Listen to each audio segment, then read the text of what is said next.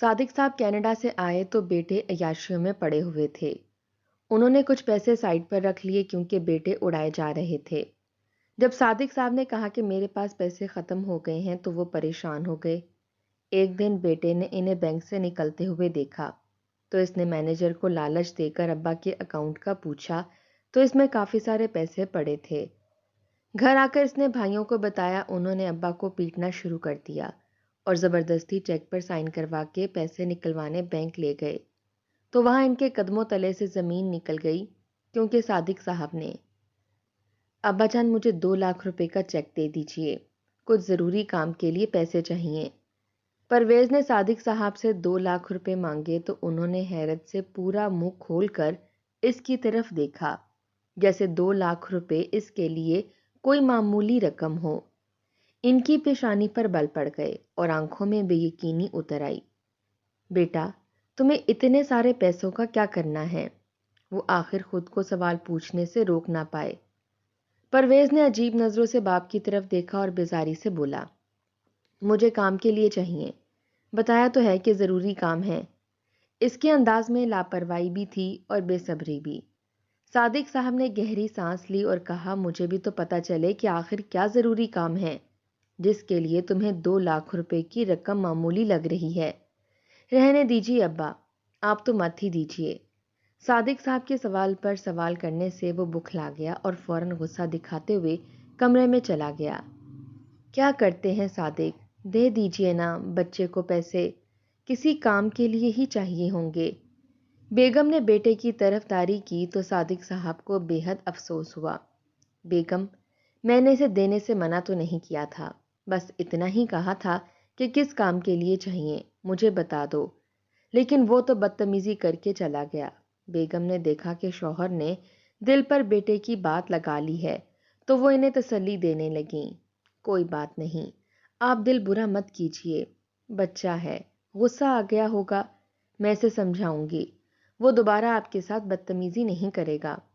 صادق صاحب نے سر جھکا لیا۔ انہوں نے بیگم کی بات کا کوئی جواب نہ دیا۔ بیٹے کی بات نے ان کا دل دکھا دیا تھا اور اب اس تکلیف کو آہستہ آہستہ ہی بھول سکتے تھے۔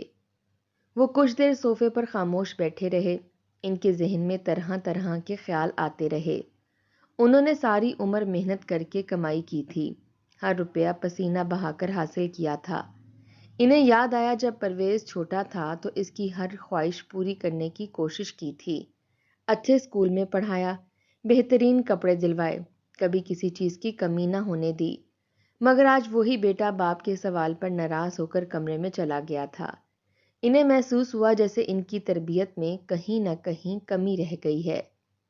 صادق صاحب تھوڑی دیر بعد اپنے دوستوں کے پاس چلے گئے تاکہ دل کا بوجھ ہلکا کر سکیں۔ ادھر بیگم اٹھ کر بیٹے کے کمرے میں آئیں۔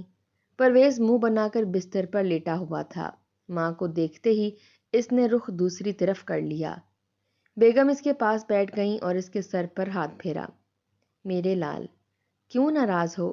چلو اٹھو، کھانا کھا لو۔ پرویز نے کوئی جواب نہ دیا، وہ اسی طرح لیٹا رہا۔ اٹھ جاؤ بیٹا، بابا کی باتوں کا غصہ نہ کیا کرو، انہیں سارے پیسے میرے اکاؤنٹ میں کروانے کی عادت ہے، انہیں کیا پتا میں تمہیں کتنا خرچ دیتی ہوں، اسی لیے سوال پوچھ لیا تھا، تم سیدھا سا جواب دے دیتے، اگر وہ نہ مانتے تو کوئی اور بہانہ بنا دیتے۔ ماں کی بات سن کر پرویز اٹھ کر بیٹھ گیا۔ اس کے چہرے پر اب بھی ناراضگی تھی مگر لہجہ کچھ نرم ہوا۔ اماں، آپ سے جب بھی جتنے پیسے مانگو آپ بلا جھجک دے دیتی ہیں، کوئی سوال نہیں کرتی، اسی لیے ابا کی بات پر غصہ آ گیا۔ میں نے اپنے دوستوں کو گھمانے لے کر جانا ہے، وہ کہہ رہے تھے کہ تمہارا ابا بیرون ملک سے واپس آیا ہے تو اس خوشی میں ہمیں اچھی سی ٹریٹ دو۔ ہم نے فیصلہ کیا ہے کہ شمالی علاقہ جائیں گے، ہوٹل کا خرچہ اور گاڑی کا کرایہ ملا کر تقریباً 2 لاکھ روپے بن رہے ہیں۔ کچھ پیسے میرے پاس بھی ہیں مگر وہ اوپر کے خرچوں کے لیے رکھے ہیں، اس لیے ابا سے مانگے تھے، لیکن انہوں نے تو سوالوں کی لائن لگا دی۔ ماں نے گہری سانس لی۔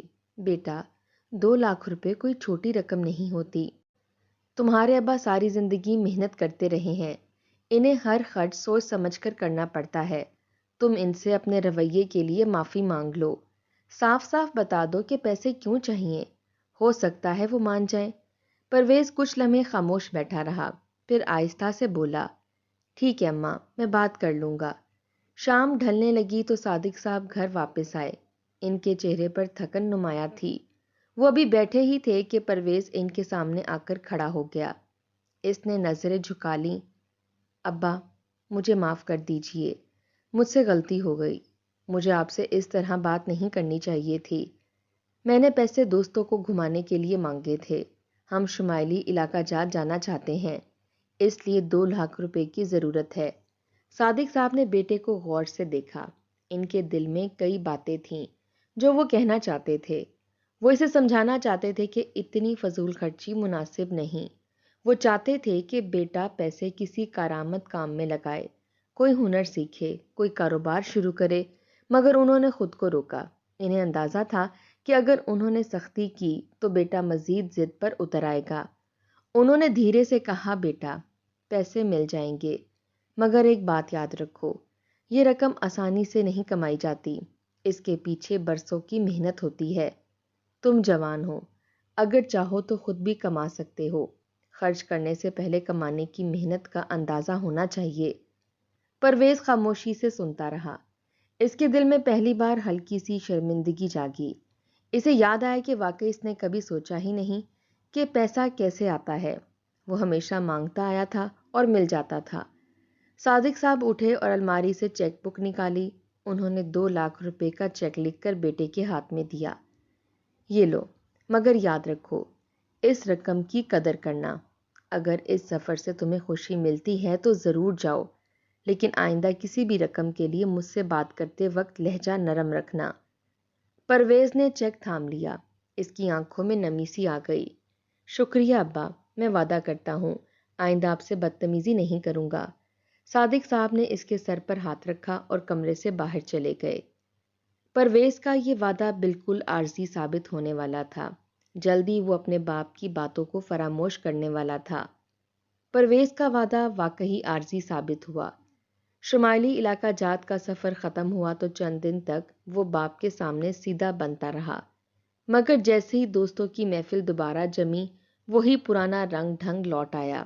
صادق صاحب کینیڈا سے مستقل واپس آ چکے تھے اور اب وہ اپنے تینوں بیٹوں کو قریب سے دیکھ رہے تھے۔ پہلے وہ بیرون ملک تھے تو خرچ کا اندازہ نہیں ہوتا تھا، مگر اب ہر روز ان کی آنکھوں کے سامنے دولت پانی کی طرح بہتی دکھائی دیتی تھی۔ پرویز کے علاوہ ان کے 2 اور بھی بیٹے تھے۔ بڑا بیٹا کامران تھا، جو ظاہری طور پر سنجیدہ لگتا تھا مگر اندر سے وہ بھی عیش و عشرت کا عادی تھا۔ تیسرا اور سب سے چھوٹا بیٹا عدنان تھا، جو دوسروں کے ساتھ نت نئے شوق پالنے میں لگا رہتا تھا۔ تینوں بھائیوں کی ایک ہی عادت تھی کہ پیسہ ہاتھ میں آئے تو فوراً خرچ کرنا ہے۔ ایک دن صادق صاحب نے دیکھا کہ گھر کے باہر نئی سپورٹس بائک کھڑی ہے۔ انہوں نے حیرت سے پوچھا، یہ کس کی ہے؟ عدنان نے مسکراتے ہوئے کہا، میری ہے ابا، پرانی بائک سے بور ہو گیا تھا تو یہ لے لی۔ صادق صاحب نے قیمت پوچھی تو معلوم ہوا 8 لاکھ روپے کی ہے۔ انہوں نے حیرت سے کہا، 8 لاکھ؟ تم نے کہاں سے لیے؟ عدنان نے لاپرواہی سے جواب دیا، تھوڑے اپنے جمع کیے تھے، باقی امی سے لے لیے۔ امی نے بات سن کر نظریں چرا لیں۔ صادق صاحب کا دل بیٹھ گیا۔ چند دن بعد کامران نے دوستوں کے ساتھ مل کر ایک مہنگی پارٹی رکھی۔ شہر کے بڑے فارم ہاؤس میں کھانا، موسیقی اور آتش بازی کا انتظام کیا گیا۔ صادق صاحب کو جب پتہ چلا تو انہوں نے پوچھا، اس سب کا خرچہ کتنا آیا؟ کامران نے ہنستے ہوئے کہا کہ بس ابا، کوئی زیادہ نہیں، تقریباً 5 لاکھ۔ صادق صاحب کے چہرے کا رنگ بدل گیا۔ 5 لاکھ تم نے صرف ایک رات کی محفل پر اڑا دیے۔ کامران نے کندھے اچکائے اور کہا، ابا، زندگی ایک ہی بار ملتی ہے۔ ادھر پرویز بھی کسی سے پیچھے نہ تھا۔ کبھی نئے برانڈ کے کپڑے، کبھی مہنگی گھڑی اور کبھی دوستوں کو تحفے۔ ایک دن تو اس نے حد ہی کر دی۔ وہ گھر آیا تو اس کے ساتھ 2 اجنبی لڑکے تھے۔ اس نے بتایا کہ انہوں نے مل کر ایک آن لائن بزنس شروع کیا ہے اور اس میں 10 لاکھ کی انویسٹمنٹ کر دی ہے۔ صادق صاحب نے پوچھا، کس چیز کا بزنس؟ پرویز نے جواب دیا، بس ابا فکر نہ کریں، بہت منافع ہوگا۔ مگر چند ہی ہفتوں میں وہ کاروبار بند ہو گیا اور پیسے ڈوب گئے۔ صادق صاحب روز سمجھاتے، بیٹا پیسے کی قدر کرو، آج میں ہوں تو سب مل رہا ہے، کل کو جب ذمہ داری تمہارے کندھوں پر ہوگی تو کیسے سنبھالو گے؟ مگر ان کی باتیں دیوار سے ٹکرا کر واپس لوٹ آتیں۔ تینوں بھائی آپس میں بھی ایک دوسرے کو ہوا دیتے۔ اگر ایک نے نئی چیز لی تو دوسرا اس سے بڑھ کر لینے کی کوشش کرتا۔ ایک چھوٹا سا واقعہ صادق صاحب کو اندر تک ہلا کر رہ گیا۔ وہ صبح فجر کے بعد صحن میں بیٹھے تھے کہ دیکھا ملازم گاڑی دھو رہا ہے۔ ساتھ ہی کامران کھڑا تھا اور اسے کہہ رہا تھا کہ گاڑی کے رنگ سے میچ کرتی نئی نمبر پلیٹ لگواؤں گا، پرانی کا ڈیزائن اچھا نہیں لگ رہا۔ صادق صاحب نے پوچھا اس کی کیا ضرورت ہے؟ کامران نے جواب دیا ابا، سٹائل بھی کوئی چیز ہوتی ہے۔ صادق صاحب نے دل میں سوچا کہ جہاں ضرورت ختم ہو جائے اور نمائش شروع ہو جائے وہاں بربادی دور نہیں ہوتی۔ دوسری طرف عدنان نے اپنے دوستوں کے ساتھ مل کر ہر ہفتے نیا شوق پال لیا تھا، کبھی جیٹ کی رائڈ، کبھی مہنگے ریسٹورنٹ، کبھی شہر سے باہر ریزورٹ۔ ایک بار اس نے محض شرط جیتنے کے لیے دوستوں کو 50,000 روپے کی ٹپ دی تھی۔ جب صادق صاحب کو پتہ چلا تو انہوں نے سختی سے پوچھا کیا ضروری تھا؟ عدنان نے ہنستے ہوئے کہا ابا، امیج بھی کوئی چیز ہوتی ہے۔ ان واقعات نے صادق صاحب کو اندر سے توڑنا شروع کر دیا۔ وہ راتوں کو جاگ کر حساب لگاتے کہ کتنی رقم آ رہی ہے اور کتنی جا رہی ہے۔ انہیں اندازہ ہوا کہ اگر یہی رفتار رہی تو چند سال میں ساری جمع پونجی ختم ہو جائے گی۔ انہوں نے بیگم سے بات کی مگر وہ ہمیشہ کی طرح بیٹوں کا دفاع کرتیں۔ بچے ہیں، سنبھل جائیں گے، آپ زیادہ فکر نہ کریں۔ ایک دن صادق صاحب نے تینوں بیٹوں کو اپنے پاس بٹھایا۔ انہوں نے نرمی سے کہا میں تم سب سے ایک بات کرنا چاہتا ہوں۔ میں نے ساری زندگی محنت کی ہے تاکہ تم لوگوں کو آسائش ملے، مگر آسائش کا مطلب یہ نہیں کہ تم فضول خرچی کرو۔ اگر تم میں سے کوئی کاروبار کرنا چاہتا ہے تو میں پوری مدد کروں گا، مگر بے مقصد خرچ کرنا بند کرو۔ کامران نے کہا ابا، آپ ہر وقت نصیحت شروع کر دیتے ہیں، ہم بچے نہیں رہے، ہمیں پتہ ہے کیا کرنا ہے۔ پرویز نے بھی تائید کی کہ ابا، ہم اپنی زندگی خود جینا چاہتے ہیں۔ عدنان نے تو صاف کہہ دیا کہ اگر پیسے کم پڑ گئے تو پراپرٹی بیچ لیں گے۔ یہ جملہ سن کر صادق صاحب کا دل کانپ گیا۔ انہوں نے سوچ لیا کہ اب خاموش رہنا نقصان دہ ہوگا۔ اگلے ہی دن وہ بینک گئے۔ انہوں نے اپنی بڑی رقم ایک فکس ڈپازٹ میں رکھوا دی جو کئی سال تک نہیں نکل سکتی تھی۔ ساتھ ہی ایک ٹرسٹ اکاؤنٹ بھی کھول دیا جس میں شرط رکھی کہ رقم مخصوص حالات میں ہی نکل سکے گی۔ انہوں نے مینیجر سے کہا کہ یہ رقم میرے بڑھاپے اور کسی ایمرجنسی کے لیے ہے، اسے آسانی سے ریلیز نہ کیا جائے۔ چند ہفتوں بعد جب گھر میں معمول کے مطابق خرچ جاری رہا تو صادق صاحب نے اعلان کیا کہ ان کے پاس نقد رقم تقریباً ختم ہو چکی ہے، اب سب کو اپنے خرچ محدود کرنے ہوں گے۔ تینوں بھائی پریشان ہو گئے۔ انہوں نے سوچا ابا شاید پیسے چھپا رہے ہیں۔ اسی دوران ایک دن پرویز نے صادق صاحب کو بینک سے نکلتے دیکھا۔ اس کے دل میں شک پیدا ہوا۔ اس نے مینیجر کو لالچ دے کر اکاؤنٹ کی معلومات لینے کی کوشش کی۔ کچھ تفصیل ہاتھ لگی تو معلوم ہوا کہ رقم موجود ہے مگر نکالنے پر پابندیاں ہیں۔ گھر آ کر اس نے دونوں بھائیوں کو بتایا۔ تینوں کو غصہ آ گیا کہ ابا ہم سے سچ چھپا رہے ہیں۔ انہوں نے جذبات میں آ کر ابا سے بحث شروع کر دی مگر اس بار صادق صاحب خاموش نہ رہے۔ انہوں نے سخت لہجے میں کہا یہ رقم میری محنت کی ہے اور میں نے اسے تمہاری ہی حفاظت کے لیے محفوظ کیا ہے۔ اگر آج سب کچھ تمہارے حوالے کر دوں تو چند سال میں کچھ نہیں بچے گا۔ تینوں بھائی پہلی بار باپ کی آنکھوں میں ایسی سختی دیکھ رہے تھے۔ وہ کچھ دیر کے لیے خاموش ہو گئے۔ صادق صاحب نے مزید کہا کہ جس دن تم میں سے کوئی سنجیدگی دکھائے گا اور ذمہ داری اٹھانے کے لیے تیار ہوگا میں خود اسے کاروبار کے لیے رقم دوں گا، مگر فضول خرچی کے لیے 1 روپیہ بھی نہیں ملے گا۔ اس رات گھر کا ماحول عجیب سا تھا۔ بیگم بھی خاموش تھیں۔ صادق صاحب اپنے کمرے میں بیٹھے دیر تک سوچتے رہے۔ انہیں دکھ تھا کہ اولاد کو سمجھانا اتنا مشکل کیوں ہو گیا ہے، مگر دل میں ایک اطمینان بھی تھا کہ کم از کم انہوں نے مستقبل کے لیے کچھ بچا لیا ہے۔ اگر آج سخت قدم نہ اٹھاتے تو شاید کل ہاتھ خالی رہ جاتے۔ گھر کا ماحول کئی دنوں سے کشیدہ تھا۔ صادق صاحب نے جب سے رقم فکس ڈپازٹ میں رکھوائی تھی اور خرچ پر پابندی لگائی تھی تینوں بیٹوں کے تیور بدلے ہوئے تھے۔ انہیں لگتا تھا کہ باپ ان پر اعتماد نہیں کر رہا، حالانکہ حقیقت یہ تھی کہ صادق صاحب ان کے مستقبل کو بچانا چاہتے تھے۔ ایک شام پرویز نے پھر بینک جا کر معلومات لینے کی کوشش کی۔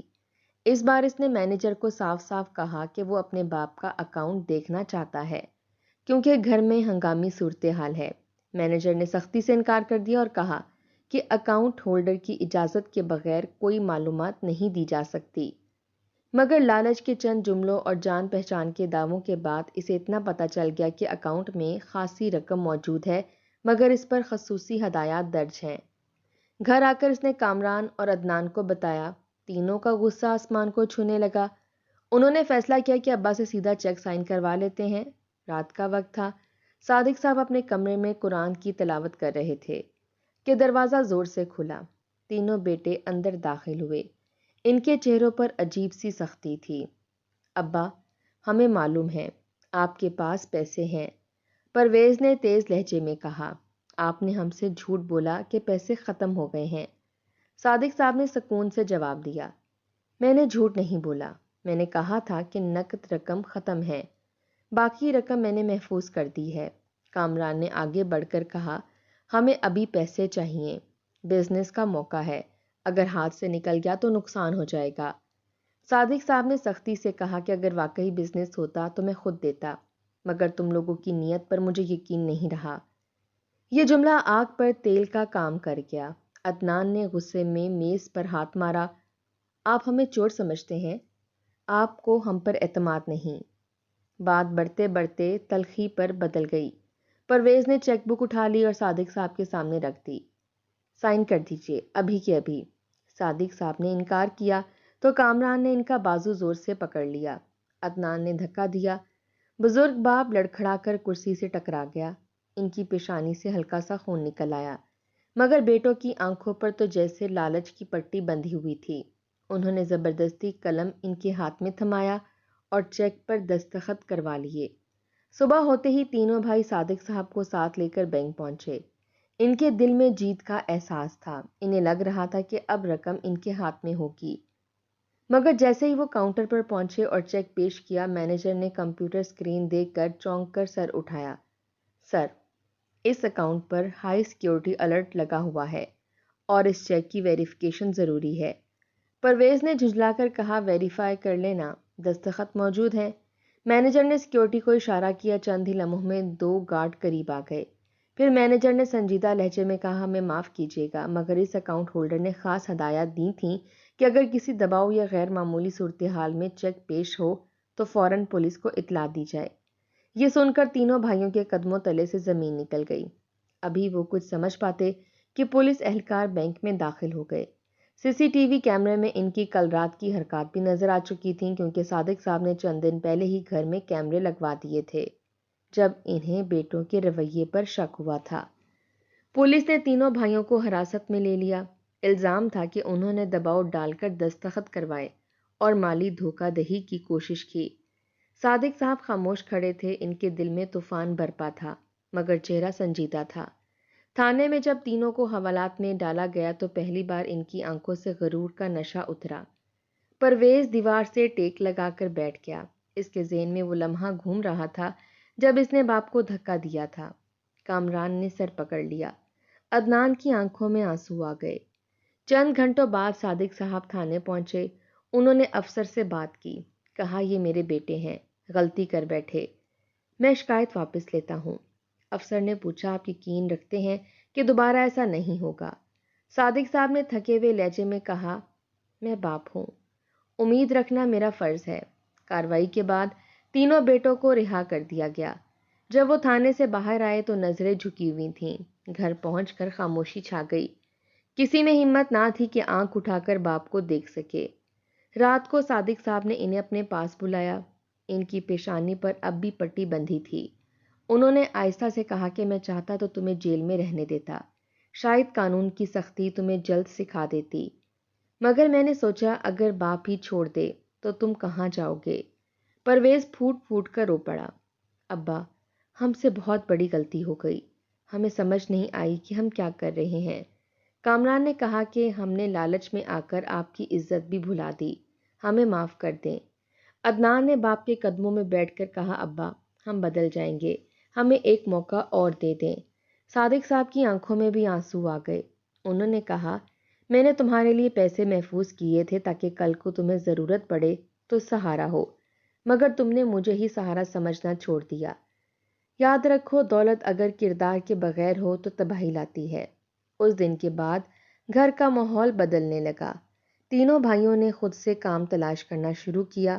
پرویز نے چھوٹا سا آن لائن کام ایمانداری سے شروع کیا۔ کامران نے باپ کے ساتھ کاروبار کے حساب کتاب میں ہاتھ بٹانا شروع کیا۔ عدنان نے اپنی بائک بیچ کر اس رقم سے ایک ٹریننگ کورس میں داخلہ لے لیا۔ فضول خرچیاں آہستہ آہستہ ختم ہو گئیں۔ گھر میں پہلی بار سادگی اور سکون نظر آنے لگا۔ صادق صاحب اکثر سوچتے کہ شاید یہ دھماکہ خیز واقعہ ضروری تھا تاکہ ان کے بیٹے حقیقت کا سامنا کر سکیں۔